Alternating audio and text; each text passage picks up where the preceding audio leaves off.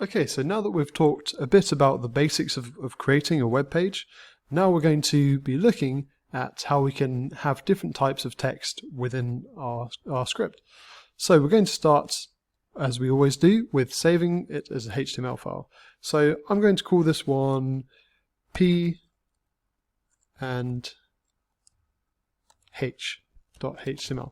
You can call this whatever you like, but I'm going to be introducing to you paragraphs and headers. These are different ways of putting in text into our web pages, and they'll look a bit different. I'll show you what I mean.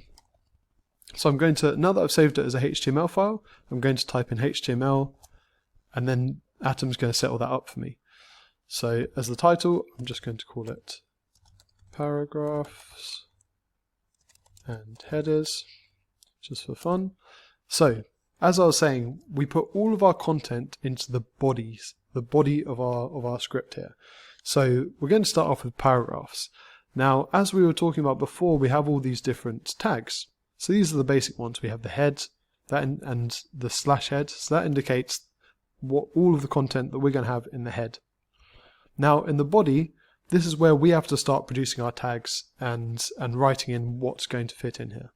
So Atom makes this very easy for us, so we don't actually have to use the carets very often.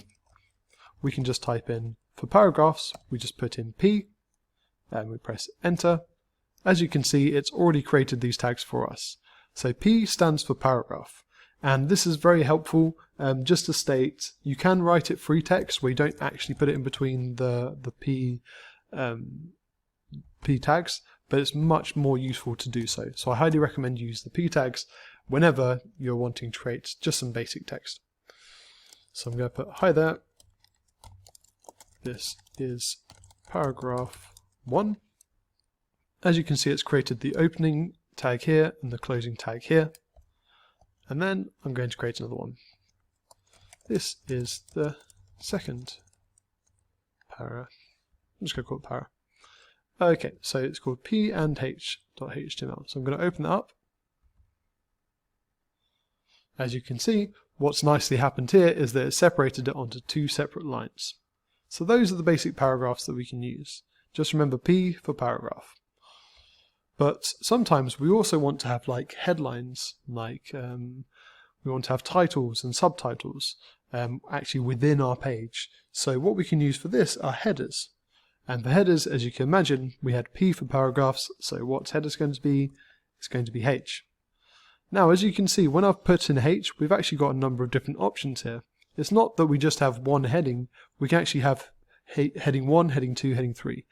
And this basically dictates the size of the text, and it helps when a browser's reading your file to know, okay, H1 is the big heading, the title, H2 might be a subtitle, and so on and so forth.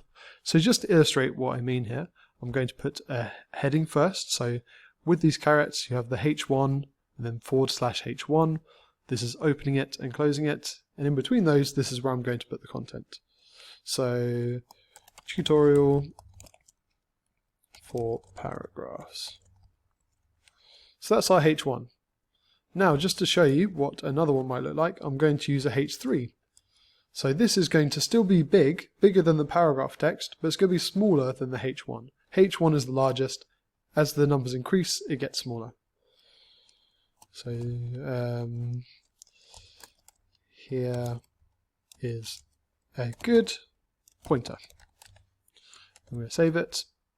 As you can see now, this is our header. This is our main header H1. This is our H2. And what is it? We use H3. I think we used H3 here. And then we have our paragraphs. As you can see, they're separated onto different lines. And so headers can be incredibly useful for creating these sort of titles and subtitles.